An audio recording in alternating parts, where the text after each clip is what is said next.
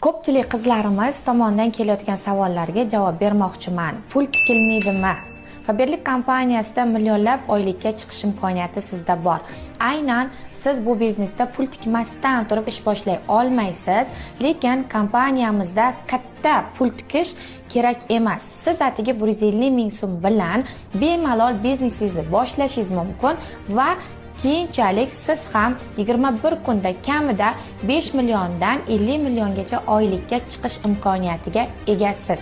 Siz harakat nolga teng. Hech qaysi biznes sarmoyasiz bo'lmaydi. Siz katta daromad topishni xohlaysiz, lekin arzimagan summa uchun o'zingizni to'xtatib qolyapsiz. Pul topishni xohlaysiz, lekin nimaga xarajatga kelganda qochasiz? Siz Faberlik kompaniyasiga a'zo bo'lganingiz uchun hech qanaqa pul bermaysiz.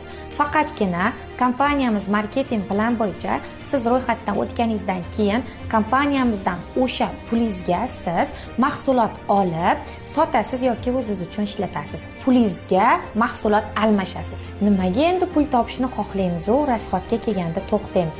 150 ming so'm sizni hech qachon qo'rqitmasin. Ertaga siz bu biznesda millionlab daromadga chiqqaningizda yo'q, oylik kerak emas demaysiz-ku, to'g'rimi? Men ham bu biznesga kirib kelganimda boshida tovar olishga qo'rqqanman. Gaplarimni yaxshilab o'ylab ko'ring. Birgina tavakkal butun hayotingizni o'zgartirishi mumkin.